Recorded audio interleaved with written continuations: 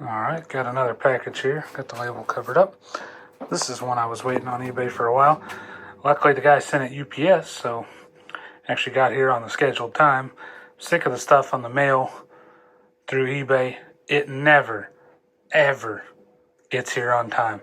Except for this one actually showed up in 2 days from Illinois, which is amazing. This one came from California in 5 days, which is normal. Have you all been having trouble with the mail on your eBay purchases or anything in general? Because almost anything I've been getting for the last 6 months, no matter what the excuse, whether they were still using COVID, sometimes there's a storm, sometimes there's this, sometimes there's that. But everything I get takes 2 to 3 weeks, even if it's only a 2-hour trip by car to get here. So glad this guy sent UPS, and I'm glad this one somehow magically arrived through the mail. But let's get it open. I've wasted your time long enough. All right, I'm going to break my rules on this one. I did check the fuse, but I hooked it straight up to power. I want to see what it's going to do. Clarifier centered, AM, RFK, all the way up, squelch all the way down. CBPA, noise blinker. Kind of play with the switches here first just to make sure this PA switch doesn't get stuck. But let's see what happens. Hey?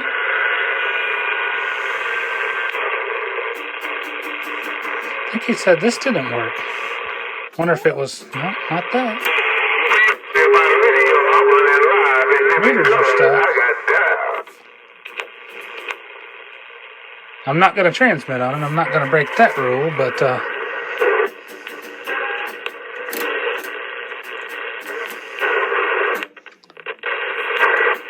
got a dirty knob, just like the Cobra 139.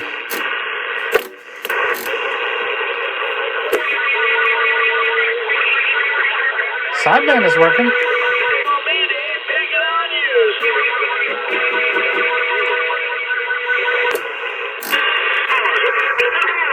Okay, so this is a good candidate. First, this meter's stuck. And you can't really get these meters like the original anymore. But if I'm not mistaken, if you have Galaxy mobile meters, like a 929, 959, something like that, you can move this backing over to a new meter. That's what I did on this T-Berry Stalker up there. So I'm going to go ahead and open this up. I'm going to go ahead and check C179 before I try to transmit. I'm going to go ahead and go through that, and then I might go ahead and hit the button. It did not come with a mic, but I have a Robyn mic here. Robyn's wired different than Cobra and Uniden and President. T-Berry's wired different, and neither one of them are wired the same. If you put a T-Berry and a Robyn mic on each other, they still don't work. So I'm going to go ahead and check the C179 and kind of just give it a look over before I do anything else. Okay, I got this one open, and looking at C179, somebody has replaced it before. And I see there's a mishap over here at the power supply. Maybe a leaky or busted cap. Probably why the power supply works. I had a hunch. So I am going to go ahead and hook this up and try to transmit, and see what happens. This one's a good candidate for a recap, but I noticed I'm getting about half a watt to 2 watts on channel 40 audio, but nothing. Well, maybe audio 1, 2, almost nothing, but I am picking it up on the receiver next to it, so that could be an alignment issue or a bad cap. It's usually this can or this can, the tripler circuit, that causes that, and I think sideband did work too. This is a candidate for a recap, but before I go playing around with that, some of my power issue may be in the relay, so I'm going to play with that for a second. What do you think about that? What do you think about that? Are you my assistant? Are you my assistant today? She's been playing over here with the old Midland 40 channel telephone radio. That's her favorite, isn't it? Oh yeah. Oh yeah. But anyhow, I'm going to play with the relay first and see if power goes up. And if not, I'm going to touch the alignment. And if I can kind of get something here and there, then I'm probably going to, this will be my candidate for a recap. And also noticed, when I was doing the Cobra the other day, remember how there was a regulator right here and a resistor right here? Well, that resistor on this one is bottom side, I believe, and they've moved the regulator over here, that 2SC1419. On this one, they're all moved. But this will still have to be kind of addressed over here. I don't know if that's burnt or corrosive glue or what, but I'm going to play with the relay first and see if my power comes back up. Got this meter out. It's stuck pretty good. So I'm going to move this back plate over to this one. And it's not super simple sometimes. These little aligning tabs don't line up. I'm going to use a little vinyl glue. Don't use super glue because it'll make this black turn white. So I'm going to see what I can do about that. These are just taped together. So are these. So I'm going to make sure this works first and then do a little swapperoo on that. Do a quick test on this meter. It's going to need calibration, but let me go ahead and move the face over. It'd be nice if I can find a white face SWR meter and make them both white face, but that ain't going to happen. Yeah, I think I got the meter working now. Gotta change these lights here in a minute. I used the original front with the new back. See, this part's still new. I swapped out the back and... Whoa. But I'm going to call up the stuff because what you said. And he did not kill you, but this is what you said anyway.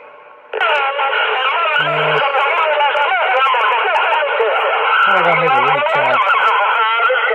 It's all over the place.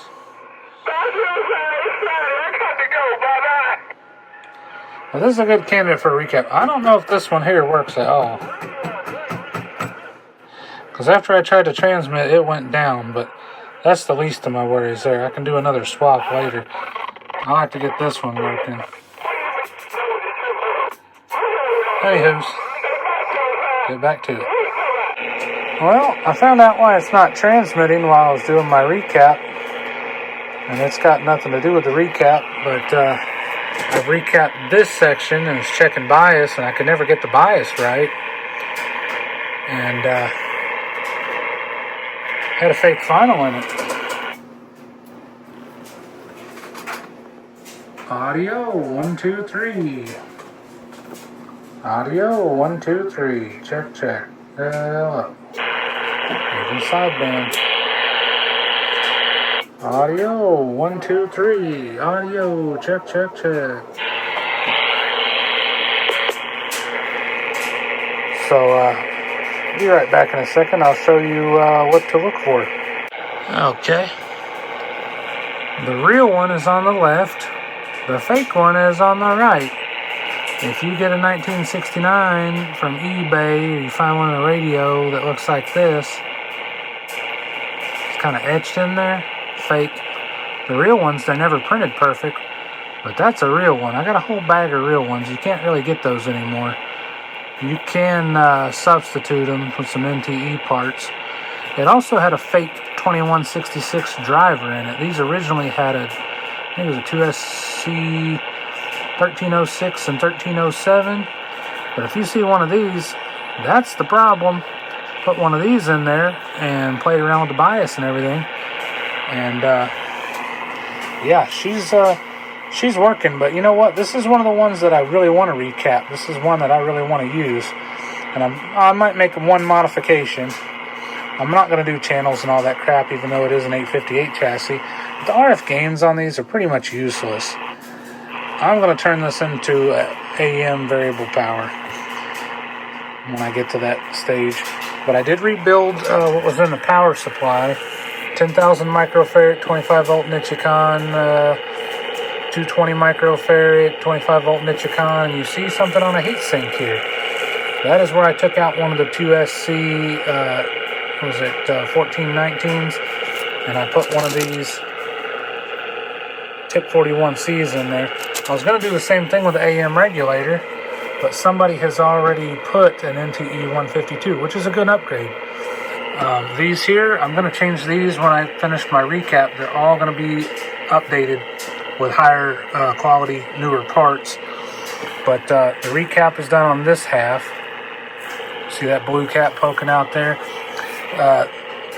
If you're not going to recap a whole radio, start with the ones around the audio chip. I didn't do that yet because everything was kind of working. But these little guys here, 470 microfarad 10 volt caps. I changed those. Look for any 10 volt cap. Pull a schematic if you don't want to look through every one. Replace every 10 volt cap right away, because those will probably be your culprit. These 470 microfarad, they were showing up as 300 ohms, and they were showing up as like 100 nanofarads on my meter over here. These were bad as a door nail. And if you notice from my last video, this relay with the X's on it, that relay works just fine. I cleaned the socket in here and, touched up the solder on the socket. That relay's just fine. So I'll probably continue this video tomorrow. It'll be a few seconds for you all, but next section, I'm gonna go ahead and do the VCO, and then I'm gonna do the back half. This is the one I was working on because where I had the power issue. I figured I'd just start with that, but that's when I noticed I still have a fake 2166, but those don't seem to be as bad as the fake 1969. So find yourself a real 1969, even though they cost a lot. But you can probably find 1306 and 1307s out there pulled from working radios. Or if you got a pile of junk radios like I've got, a lot of Galaxy Ranger chassis might have some good 1969 finals in there.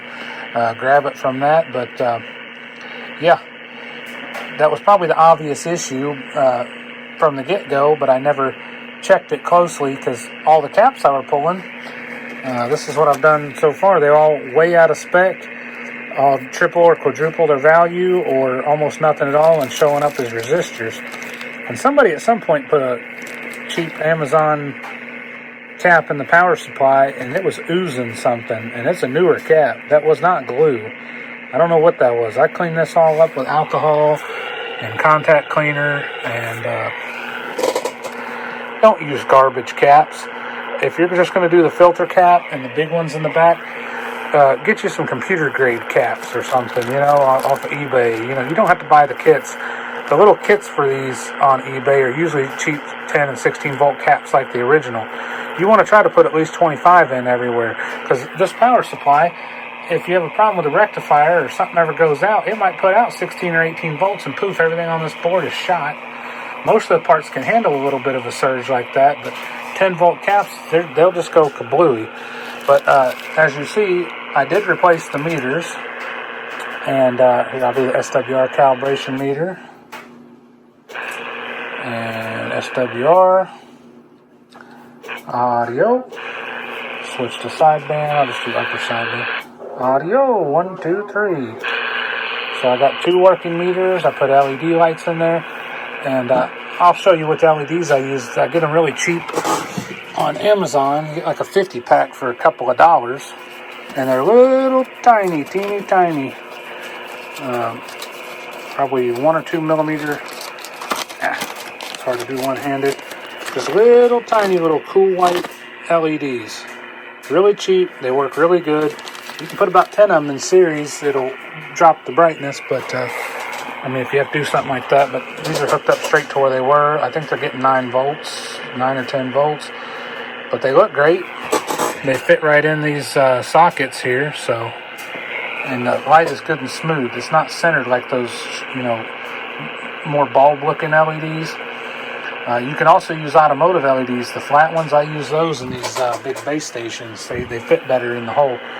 But I'll finish this up tomorrow and do a full alignment. But the funny thing is, when I went through the alignment and I checked the VCO, everything over there was tuned perfect. The receive was way off. Somebody went screwdrivering around here trying to get more power or something. These cans here are all for your receive and noise blanker. These here, this one's for your receive, this one's for your receive. This one's transmit, this one's transmit, and these two are transmit. Don't play with the 54 megahertz trap unless you got a scope or a spectrum analyzer, because you'll be putting out your audio up on 54 megahertz to 6 meter band. That's something you won't see with a regular scope and stuff like that. That has to be calibrated properly. I do that as my last step. I don't keep fancy stuff up here. I don't have room for it. I just use a little SDR, a little app on the computer, and I'll monitor the whole band from 0 to like 2 meters, like 145, 146 megahertz. And when I key up, if you see you're going to see little spikes everywhere, every harmonic, but if you talk and you're seeing just as much power on 54 megahertz, it might look good on your watt meter, but that's not on the channel you're on. So don't ever spread those out or mess with the 54 megahertz trap. These, this, and this one. That's all your transmit power. And on one of these where it doesn't have a mic gain, you have two adjustments here instead of just modulation. This one's modulation, and the one over here is the mic gain. So you can see all those caps over there. Like some of them look kind of funky, but yeah, I will finish that up and go through the full alignment, let it warm up real good for about 30 minutes with the covers on it, then pop the covers off and run through the alignment real quick. And it's, if you get Sam's manual or that free Radio Shack 449 manual for these 858 chassis, that's pretty much all you need. But I'll be back when I'm done, or if I find any weird issues.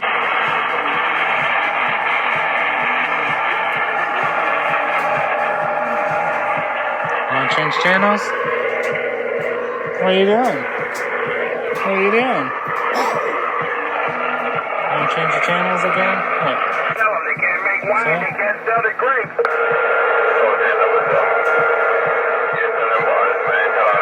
Having trouble with that?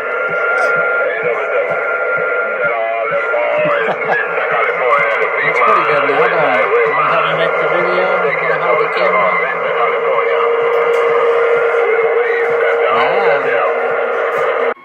Alright, well, we're getting it all back together. See how the modulation test looks.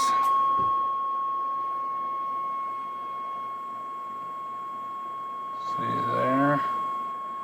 Looks pretty good. It could pick me up from far away. These have really cool mic gain circuit in them.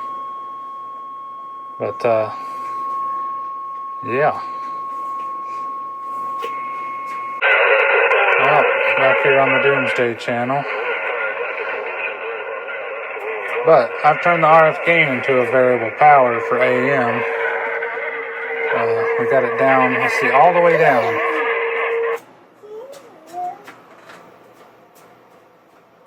About a watt. Audio, 1, 2, 3, audio. It's got a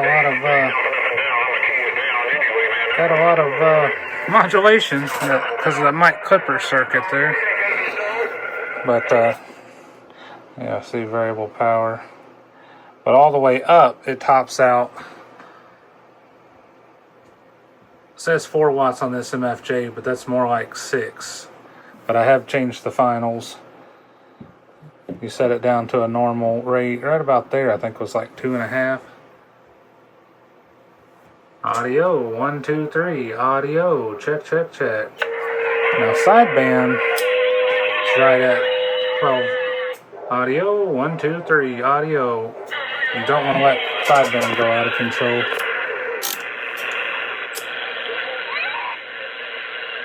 The 111 guy's been doing weird stuff lately. Been playing like a baby crying. I did put a different clarifier in here also, one that's got a center indent. 20K from a junk Cobra 29.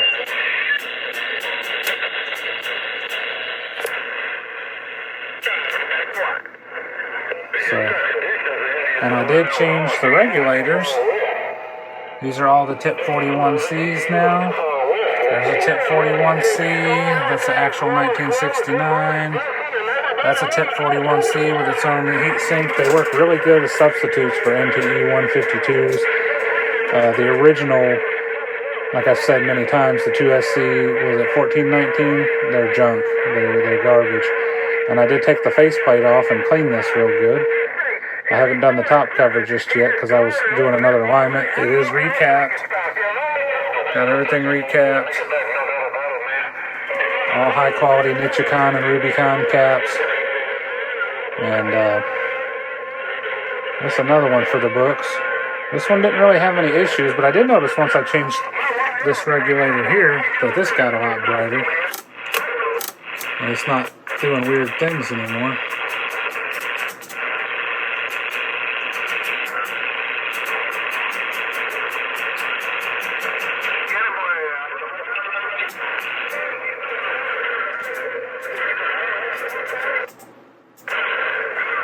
thing works.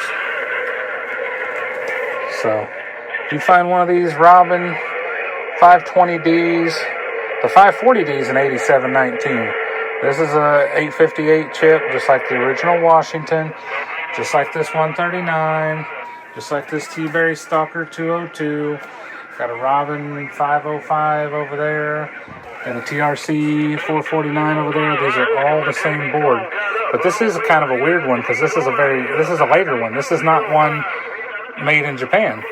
This one's made in Taiwan, like in 8719. This one's made in 79 or 80, which is a little bit late, because really 76, 77, and about mid-78, they kind of banned this chassis, because it's really easy to turn that 858 into a 399 channel illegal radio, and also this voice clipper that I was talking about. Audio, 1, 2, 3. They're really powerful without doing a bunch of hacks and mods. Limiters, everything's intact, and they're solid. So if you've got one of these, I probably didn't cover all the repair stuff in this one like I did in the last one, unfortunately, but the 139, it's laid out a little bit different, but this regulator is over here, and you need to move it if it's getting hot, because this is your upper sideband crystal, and here's your 8 megahertz crystals. So move that over here or somewhere else and replace all the regulators. It's only like $6 for 20 of them on Amazon. So all my crystals were good in this case. VCO alignment was good. It's not really that hard to align, following the instructions. If you have an old vacuum tube meter, it would be handy if you don't have a scope. For stuff on here like this where it says vacuum tube voltmeter, because when you try to align these cans, you need something super sensitive. My analog scope can do it. My digital scope can't. And then, VCO voltage, 2 volts. Same thing with the vacuum tube voltmeter or an analog scope. Tune that can for maximum RF. And here's your frequency procedure. It's pretty easy.